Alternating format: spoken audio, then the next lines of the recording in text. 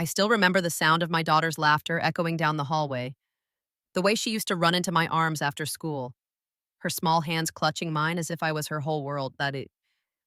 Now, at 70, I stood in the same hallway, invisible in my own home, listening as my family planned a dream vacation without me. They said I was too old to join and that I should just take care of the house. In that moment, I realized how easily love can turn into convenience and how quickly you can become a guest in the life you built. If they've ever acted like you weren't there until your absence echoed louder than presence, share your story. And if this feels like your table too, like and subscribe. My name is Evelyn Turner, and I have spent 70 years learning how to be needed. For most of my life, I was the one who remembered everyone's favorite meal, who sent birthday cards even when no one else did, who made sure the house was filled with warmth and laughter, even on the grayest days. I was the one who held the family together. Not because anyone asked me to, but because I believed that was what love looked like.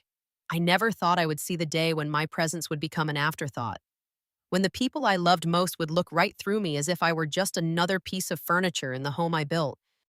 It was a Tuesday morning when I first noticed the change. The kitchen was filled with sunlight, the kind that makes the tiles glow and the dust motes dance in the air. I was pouring myself a cup of tea when I heard the sound of my daughter's voice drifting in from the living room. Sophie was sitting at the table with her husband, Mark, their heads bent together over a stack of glossy travel brochures. The bright colors and smiling faces on the covers promised adventure, relaxation, and memories that would last a lifetime. I watched them from the doorway, waiting for a pause in their conversation, a moment when they might turn to me and ask what I thought, or if I wanted to join in the planning. But the moment never came. Instead, I listened as they discussed flight times and hotel options, debating the merits of ocean views versus garden suites, comparing lists of activities and excursions. Mark's parents, Mr. and Mrs. Harris, had joined them for breakfast, and their voices mingled with Sophie's and Mark's, creating a chorus of excitement that seemed to fill every corner of the house. I stood quietly, my hands wrapped around my mug, and tried to remember the last time I had been included in a conversation like this. It felt like a lifetime ago. As the morning wore on, I busied myself with small tasks, watering the plants, folding laundry, tidying up the kitchen, anything to keep my hands occupied and my mind from wandering too far down the path of what ifs and why nots. I told myself that it was only natural for Sophie and Mark to want to take a vacation with Mark's parents. That perhaps they simply assumed I would not be interested in traveling so far at my age. I tried to convince myself that I was being overly sensitive, that I was reading too much into a simple oversight, but the ache in my chest told me otherwise. Later that afternoon, I found myself alone in the living room, the brochures still scattered across the coffee table. I picked one up and traced my finger along the edge of a photograph of family smiling on a beach, their arms around each other, the sun setting behind them in a blaze of orange and gold. I wondered if that would ever be us again. If there would ever be a time when I was not just the caretaker, the one left behind to keep the house running while everyone else went off to make memories without me. That evening, as I was preparing dinner, I overheard Sophie and Mark talking in the hallway.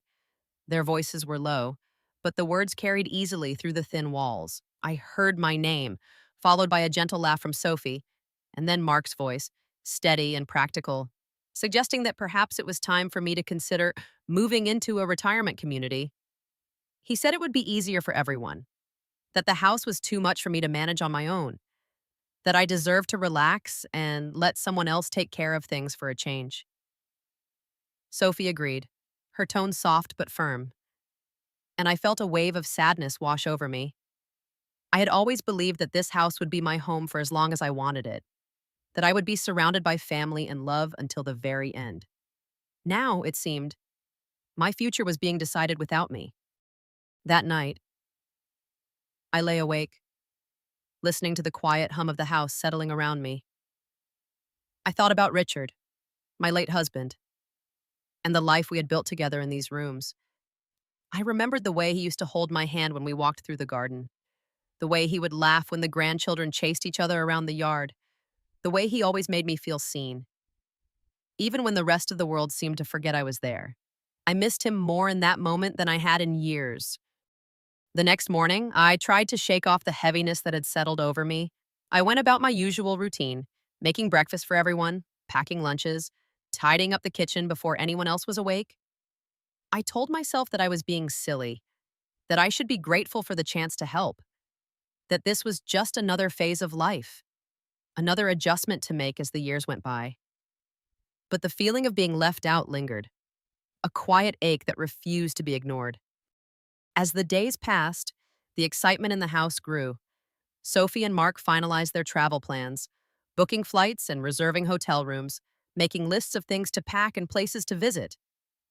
Mr. and Mrs. Harris offered advice on the best restaurants and sightseeing spots, sharing stories from their own travels to Hawaii years before. I listened from the sidelines, offering a smile or a word of encouragement when it seemed appropriate, but never quite managing to insert myself into the heart of the conversation.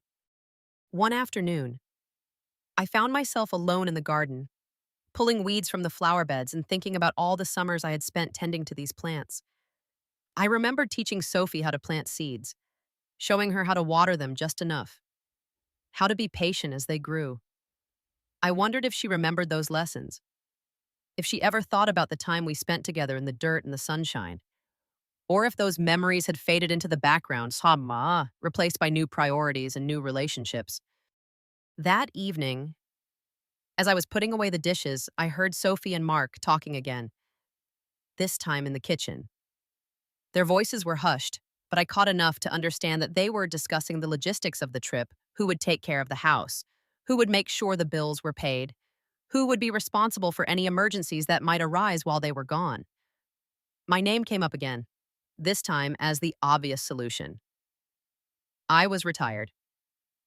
After all, with no pressing obligations, no reason not to stay behind and keep everything running smoothly, I felt a pang of resentment, a sense of being taken for granted.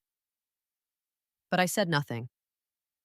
I simply nodded and agreed to whatever was asked of me, telling myself that it was easier this way, that there was no point in making a fuss. The night before their departure, I sat alone in the living room, the house quiet except for the distant sound of laughter drifting in from the guest room where Sophie and Mark were packing. I looked around at the familiar furniture, the photographs on the walls, the little mementos that marked the milestones of our family's life together. I wondered how many of these things would still be here a year from now, or if they would all be packed away and forgotten, just like me.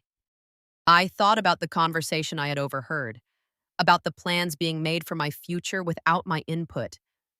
I felt a surge of anger, sharper than anything I had felt in years, and for the first time, I allowed myself to imagine a different kind of future, one where I was not simply an afterthought, one where I had a say in what happened to me and to the home I had built. I did not know what that future would look like, but I knew I was not ready to give up just yet. The morning of their departure arrived bright and early. The house was filled with the sound of zippers and suitcases, the clatter of breakfast dishes, the hurried goodbyes and last-minute reminders. I stood at the door, watching as Sophie and Mark loaded their bags into the car, as Mr. and Mrs. Harris checked their tickets and passports one last time. Sophie hugged me quickly, promising to call when they arrived, and Mark thanked me for agreeing to watch the house.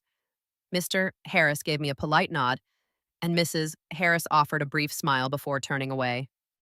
As the car pulled out of the driveway, I felt a strange mix of relief and sadness. The house was quiet again, just as it had been in the years after Richard passed away. But this time the silence felt different. It was not the silence of grief, but the silence of being left behind, of being deemed unnecessary, of being expected to fade into the background while life went on without me. I closed the door and leaned against it, letting the weight of the moment settle over me. I walked through the empty rooms, touching the walls, the furniture, and the photographs that lined the hallway. I wondered what would become of all of it, of all the memories we had made here, of all the love that had once filled these rooms.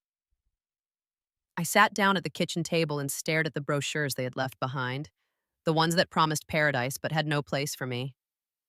I felt a flicker of anger, a spark of something fierce and determined. I was 70 years old.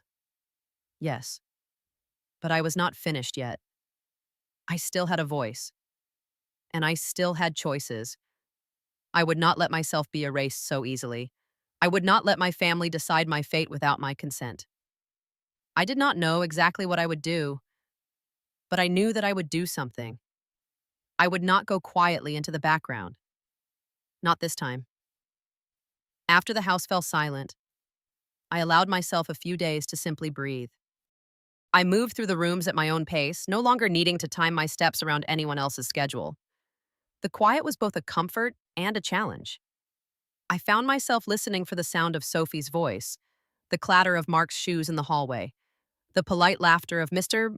and Mrs. Harris over morning coffee. Instead, there was only the hum of the refrigerator and the distant call of a mourning dove outside the kitchen window. I realized, with a kind of bittersweet clarity, that I had been living as a guest in my own home for far too long. I began to notice things I had ignored for years.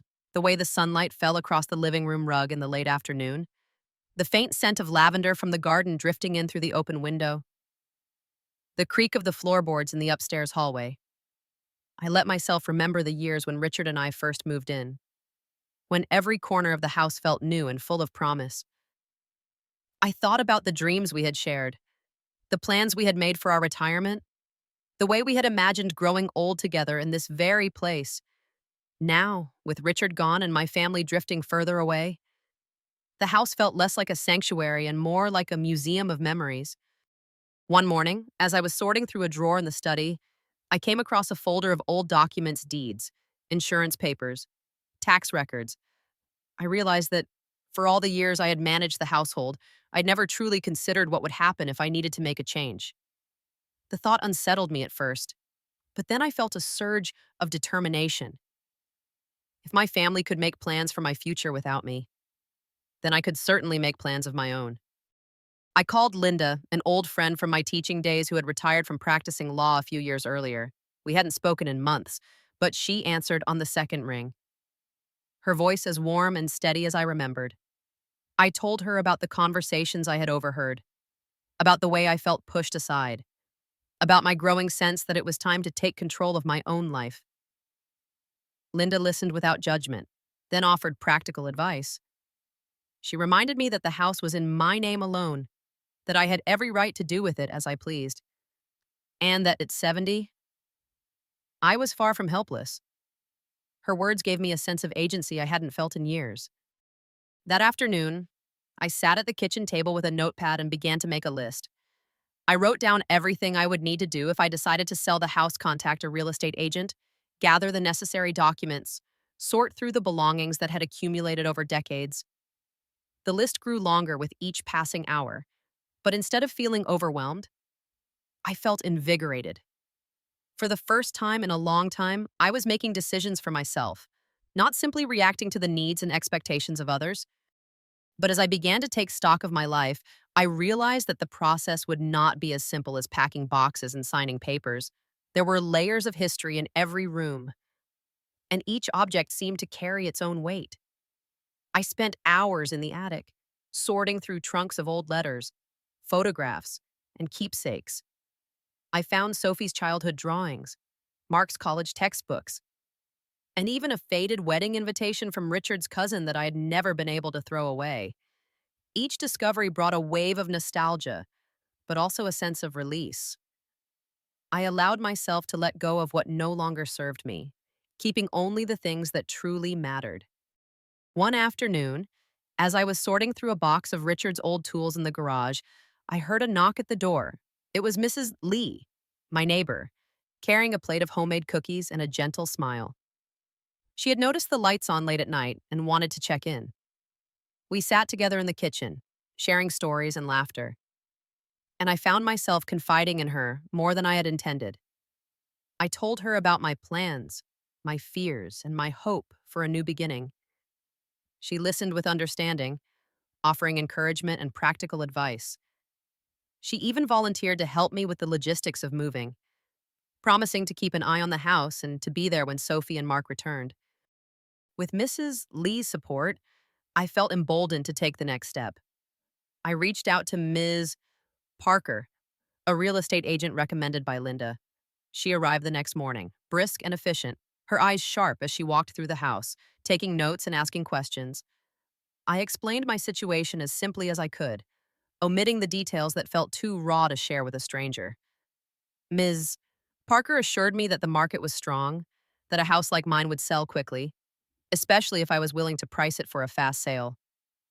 I agreed, feeling a strange sense of relief as we set the wheels in motion.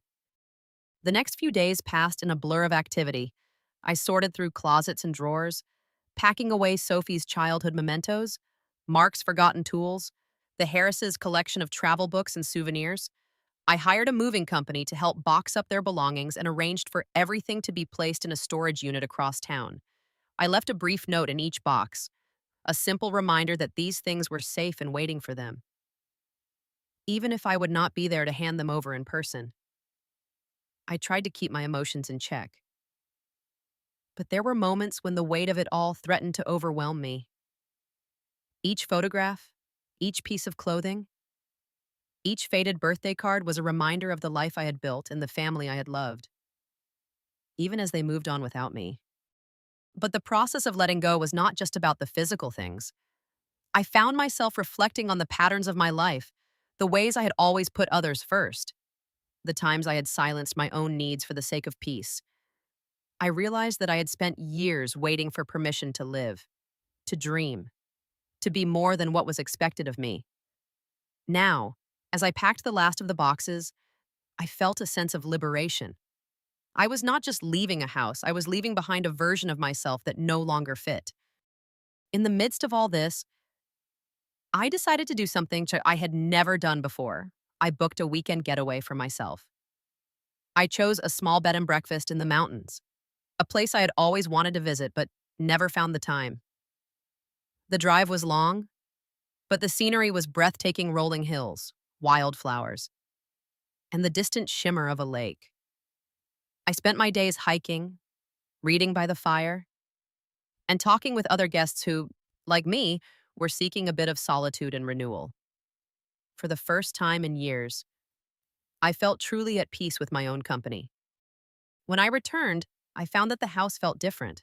The rooms were emptier, but also lighter.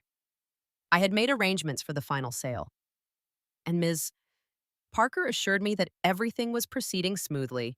I spent my last week in the house tying up loose ends, canceling utilities, forwarding mail, and saying quiet goodbyes to neighbors who had become friends. I hosted a small farewell dinner for Mrs. Lee and a few others, sharing stories and laughter over simple food.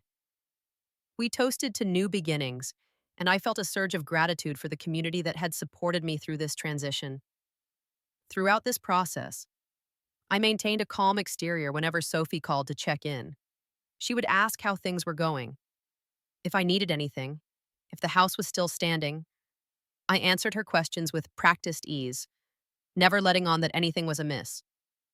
I told her I was keeping busy, that I was enjoying the quiet, that I was looking forward to seeing her when she returned.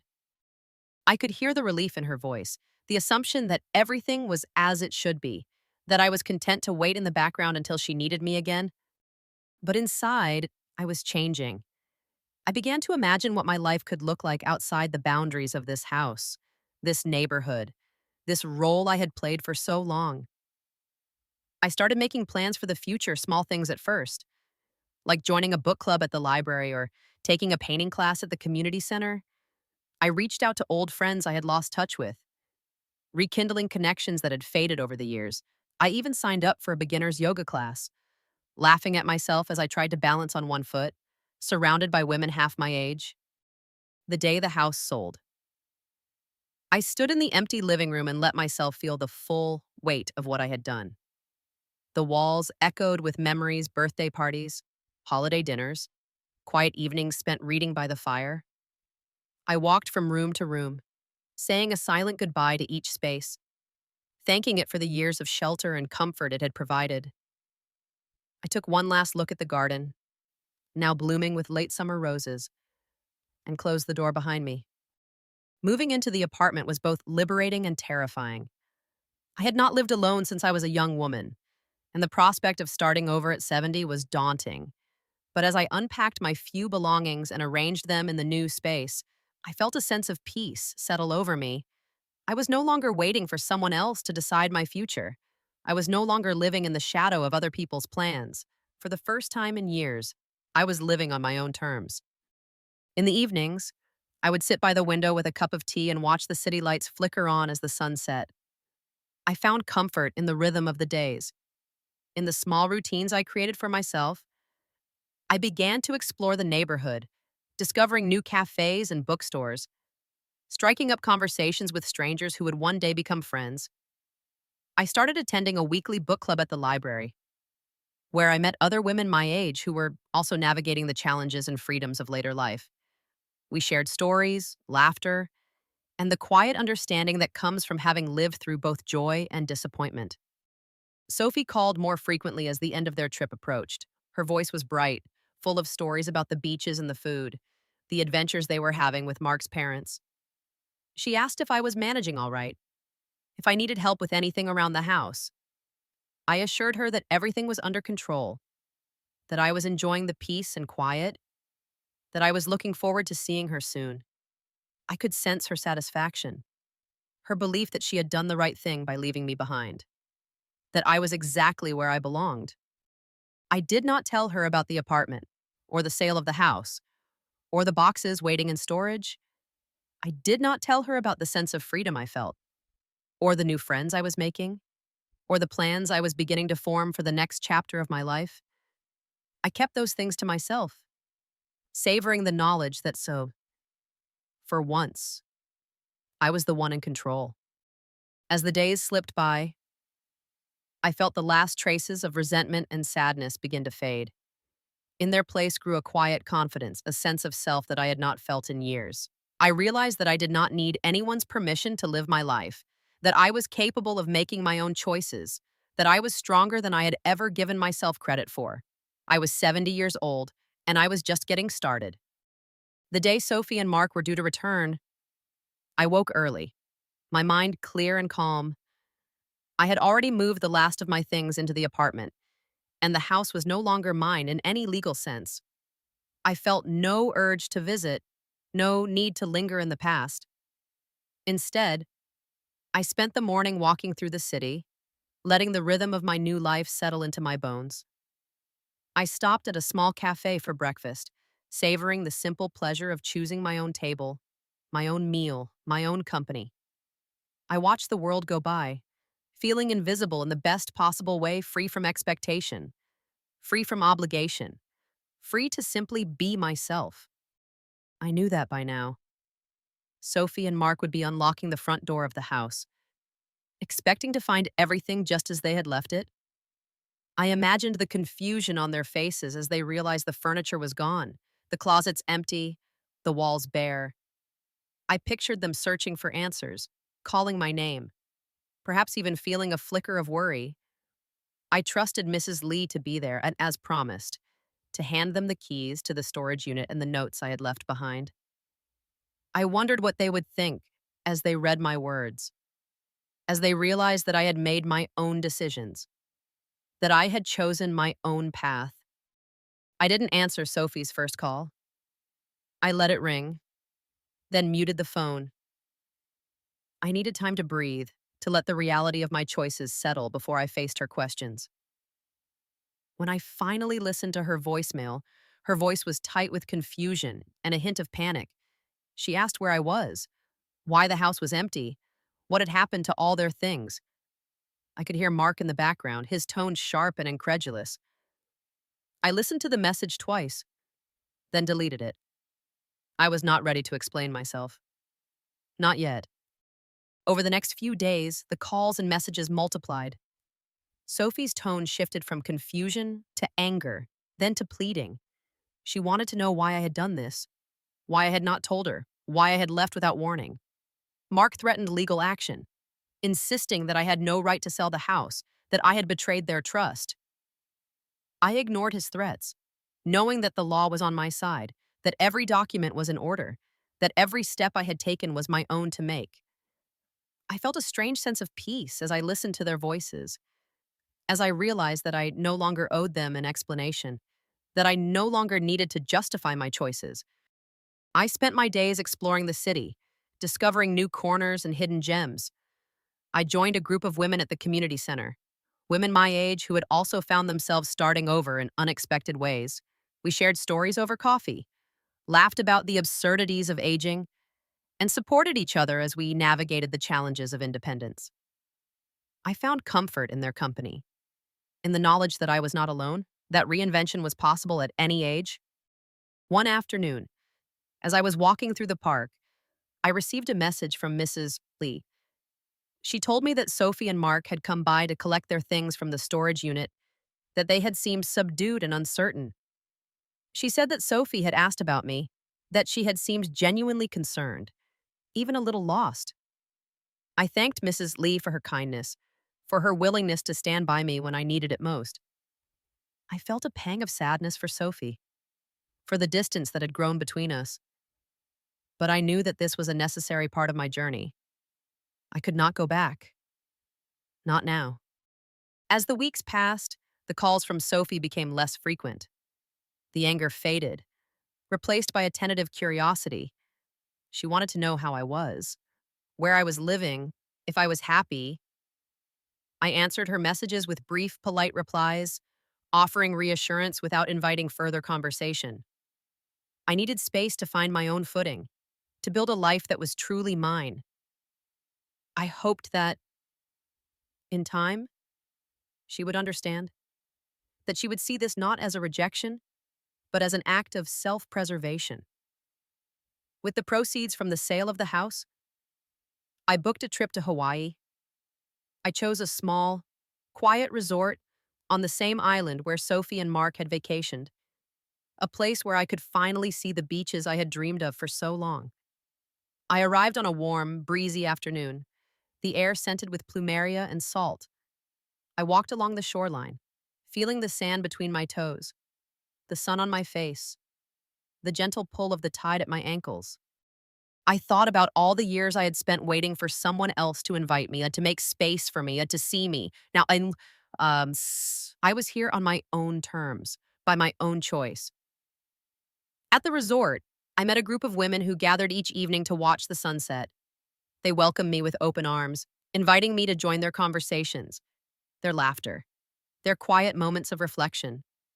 We shared stories of love and loss, of disappointment and hope, of the ways we had learned to start over when life did not go as planned. I learned to dance the hula, to savor the taste of fresh pineapple, to let go of the need to explain myself to anyone but me.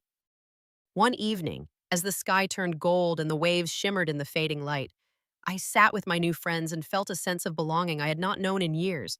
I realized that I was not defined by my role as a mother, or a wife, or a caretaker. I was simply Evelyn, a woman who had chosen to live her own life, to write her own story, to claim her own happiness. I felt a quiet pride in what I had done, in the courage it had taken to step away from the familiar and into the unknown. Sophie's last message arrived as I was packing to leave the island. She wrote that she missed me, that she hoped I was well, that she wanted to understand. I read her words with a mixture of sadness and relief. I knew that our relationship would never be the same, that there would always be a distance between us, a space created by the choices I had made. But I also knew that I had done what I needed to do, that I had honored my own needs for the first time in decades. As my plane lifted off from Hawaii, I looked out the window at the endless blue of the Pacific and felt a sense of peace settle over me. I had let go of the past, of the expectations and obligations that had weighed me down for so long. I had chosen myself, not out of spite or anger, but out of a deep, abiding love for the woman I had become.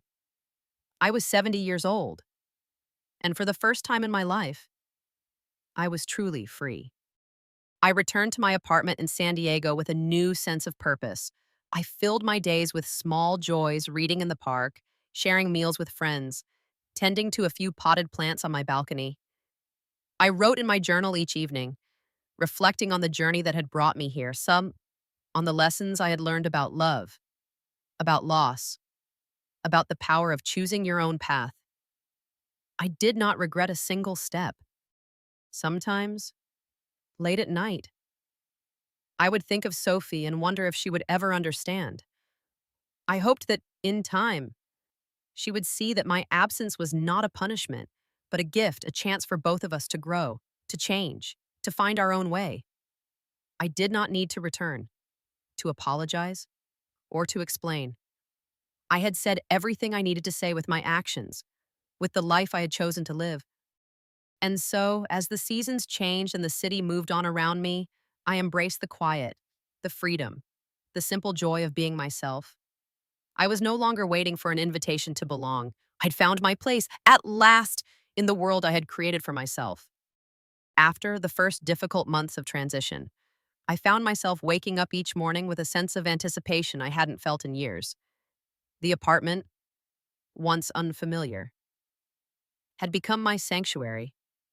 I had filled it with small treasures from my travels, paintings from my class, and photographs of friends old and new. The balcony, with its view of the city skyline, became my favorite place to sit with a cup of tea and watch the world come alive. I realized that, for the first time in decades, I was living a life that was entirely my own. Spring arrived in San Diego with a gentle warmth, coaxing flowers from their winter sleep. I spent more time outdoors, walking through the city's parks and along the waterfront. I joined a local gardening club, where I met women and men of all ages who shared my love for growing things. We traded seeds and stories, and I found joy in nurturing life from the soil, just as I had once nurtured my family. There was something healing about watching new shoots push through the earth, a reminder that growth was always possible, no matter how late in the season. One morning, I received an invitation from the community center to speak at a workshop for women considering major life changes. The idea of standing in front of a group and sharing my story made me nervous, but I knew it was an opportunity to give back. I spent days preparing, writing and rewriting my thoughts, trying to distill years of experience into something meaningful. When the day arrived, I stood before a room of strangers, some young, some old, all searching for courage, and told them about the moment I realized I was no longer living for myself. I spoke about the pain of letting go, the fear of starting over, and the unexpected freedom that came with choosing my own path. I watched as heads nodded in understanding, as tears welled in the eyes of women who saw themselves in my story. Afterward, several approached me to thank me for my honesty, and I felt a sense of connection that was deeper than anything I had known in years. Sophie and I continued to rebuild our relationship, slowly and carefully. We met for lunch every few weeks, sometimes at my apartment, sometimes at a cafe by the beach. Our conversations grew more open, less guarded. She told me about her struggles at work, her worries about her children, her own fears of growing older. I listened, offering advice only when she asked for it, learning to respect her boundaries as she learned to respect mine. We laughed about the past, about the mistakes we had both made, and we dreamed together about the future.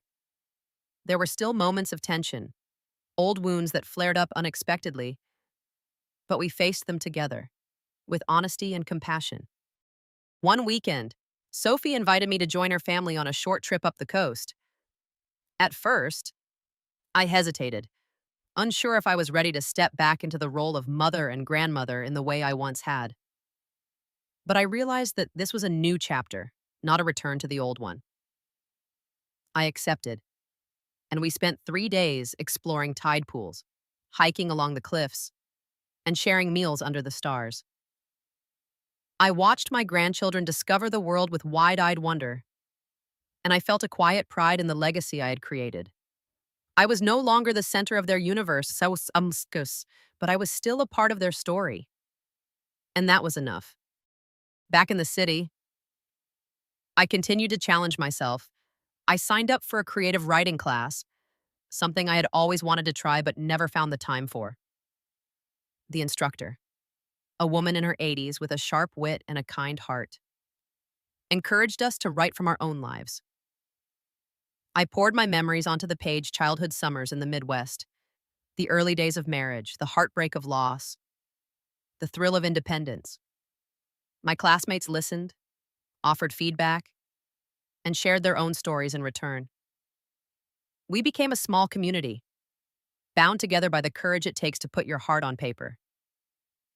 As the months passed, I found myself drawn to new experiences. I traveled with friends to Santa Fe, where we wandered through art galleries and sampled spicy food. I took a pottery class and discovered the satisfaction of shaping clay with my hands.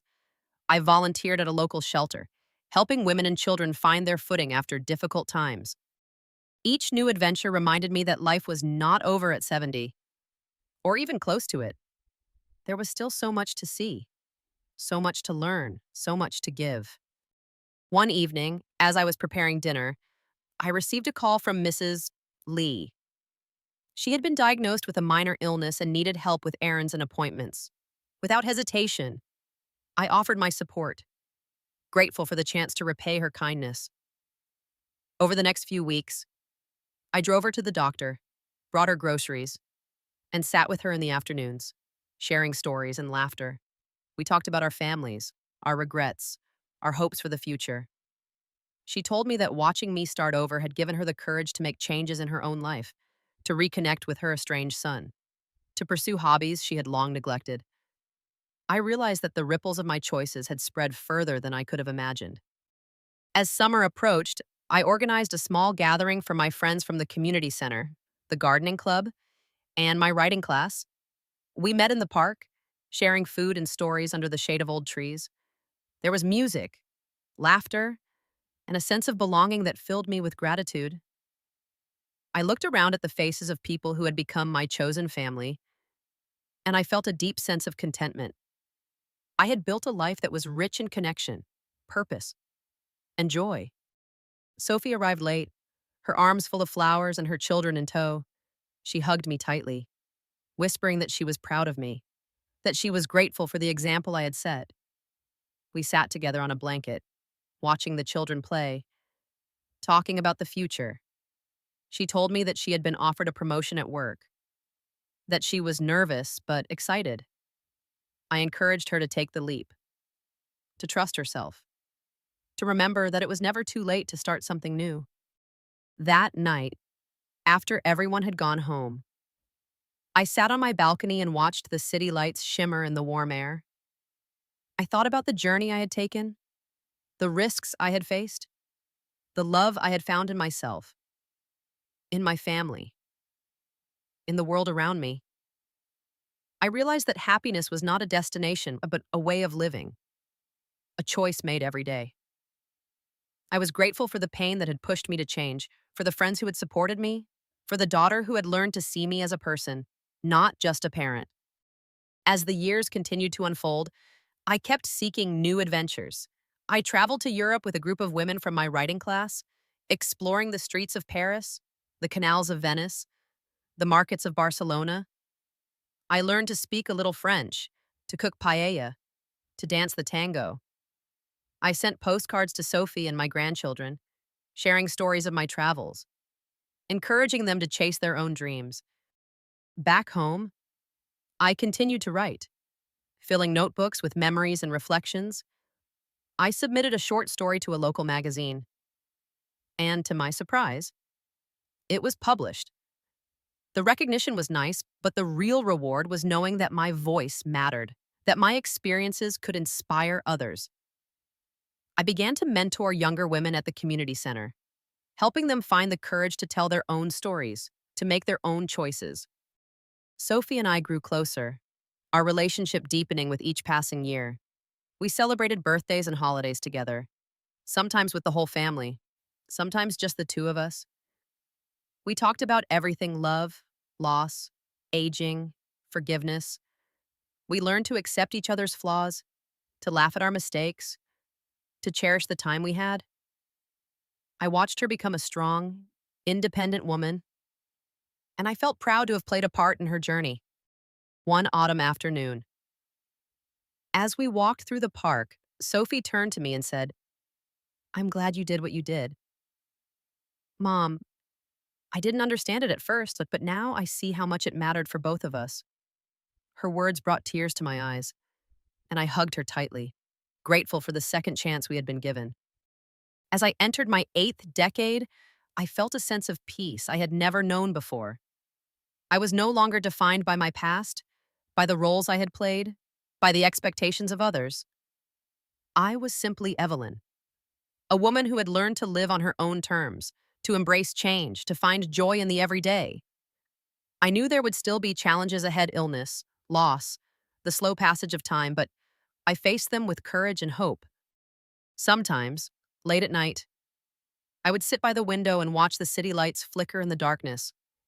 I would think about the journey I had taken, the risks I had faced, the love I had found. I would remember the woman I had been, and I would smile, knowing that she had finally learned to live.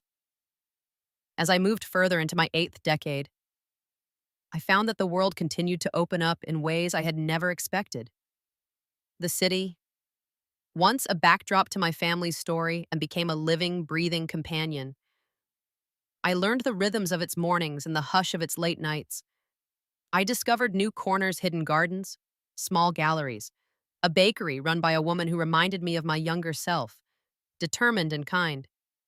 I became a regular at the Saturday farmers market, where the vendors greeted me by name and slipped extra fruit into my bag. I found comfort in these small rituals, in the sense of belonging that came not from obligation, but from genuine connection. My friendships deepened, too.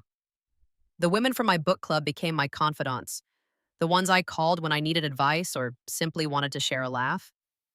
We celebrated birthdays and milestones together, sometimes with elaborate dinners, sometimes with nothing more than a walk in the park and a cup of coffee. We supported each other through illness, through loss, through the everyday challenges of growing older. I realized that family could be chosen, that love could be found in unexpected places, and that it was never too late to let new people into your heart. Sophie and I continued to grow closer, our relationship evolving into something richer and more honest than it had ever been. We traveled together, sometimes just the two of us, sometimes with her children in tow. We visited the Grand Canyon, marveled at the redwoods in Northern California, and spent a week in New York City, wandering through museums and eating too much cheesecake. We talked about everything: her hopes for her children, my memories of her father, the ways we had both changed. There were still moments of tension, old wounds that ached in unexpected ways, but we faced them together, with patience and love. One spring, Sophie invited me to join her at a retreat for women in the mountains. I hesitated at first, unsure if I would fit in among the younger women, but she insisted. The weekend was filled with workshops, meditation, and long hikes through the forest. I found myself sharing my story with strangers, listening to theirs in return. I realized that my journey was not unique, that so many women had spent their lives putting others first, only to wake up one day and wonder who they had become. We laughed, we cried, and we promised to keep choosing ourselves, even when it felt difficult. Back in the city, I continued to challenge myself. I took up watercolor painting, filling sketchbooks with images of the city skyline, the flowers on my balcony, the faces of friends. I joined a choir, rediscovering the joy of singing in harmony with others. I volunteered at a literacy center, helping adults learn to read, and found deep satisfaction in watching their confidence grow. I realized that giving back was not just about service, but about connection, about seeing and being seen, about sharing the gifts I had gathered over a lifetime. As the years passed, I faced new challenges. There were health scares, nothing life-threatening, but enough to remind me of my own vulnerability. There were days when I felt lonely, when the ache of missing Richard or the distance between visits with Sophie felt sharper than usual. But I had learned to sit with those feelings, to let them pass through me without letting them define me. I had learned that sadness and joy could coexist, that a full life was not one without pain, but one where pain was met with courage and hope. One autumn, I was invited to speak at a conference for women over 60. I stood on a stage in front of hundreds of faces, my hands trembling at first, but my voice steady. I spoke about the power of reinvention, about the freedom that comes from letting go of old roles and expectations. I told them about the day I sold my house, about the fear and the relief, about the way my life had blossomed in the aftermath. I saw tears in the eyes of women in the audience, and afterward, many came to thank me, to share their own stories of change and resilience. I realized that my journey had meaning beyond myself, that by living honestly, I could give others permission to do the same. Sophie's children grew up quickly, as children do. I watched them graduate, fall in love, make mistakes, and find their own paths. I was there for the big moments, birthdays, graduations, weddings, and for the small ones. Too, a phone call after a hard day, a shared meal, a walk in the park. I tried to be the kind of grandmother who listened more than she lectured, who offered support without judgment, who loved unconditionally. I saw pieces of myself in them: the curiosity, the stubbornness, the desire to make a difference. I hoped that my example would show them that life could be remade at any age, that happiness was not a prize to be won, but a practice to be lived every day. As I entered my 70s and then my 80s, I slowed down, but I did not stop. I traveled less, but I found adventure in the everyday. I learned to savor the quiet mornings, the way the light shifted across my living room, the taste of fresh bread, the sound of rain against the window. I wrote more, filling journals with memories and reflections, letters to Sophie and her children, stories I hoped they would read long after I was gone. I found peace in the knowledge that I had lived fully, that I had loved deeply, that I had chosen my own path. Sometimes, I would sit with Sophie on my balcony, watching the city lights flicker on as dusk settled over the skyline. We would talk about the past, about the choices we had made, about the ways we had hurt and healed each other. We would laugh about our stubbornness, our mistakes, our shared love of chocolate and old movies. I would tell her how proud I was of her, how grateful I was for the second chance we had been given. She would squeeze my hand and tell me that she understood, that she was proud of me, and too. In the end, I realized that my story was not just about starting over, but about growing into the person I was always meant to be. It was about learning to trust myself, to forgive myself, to love myself. It was about finding joy in the ordinary, about building a life that was rich in meaning and connection. It was about letting go of the need to be needed and embracing the freedom to simply be. If anyone ever wonders what it means to start over at 70, to choose yourself after a lifetime of choosing others, I would tell them this: it is never too late. The world is wide, and there is always room for one more story, one more beginning, one more chance to be happy. I am Evelyn Turner, and this is my story not of loss, but of becoming. And as I look ahead, I do so with hope. I know there will be more changes, more goodbyes, more challenges, but I also know there will be more laughter, more love, more moments of wonder. I am not afraid. I am ready for whatever comes next, knowing that I have already done the hardest thing: I have chosen myself. And in doing so, I have found my way home.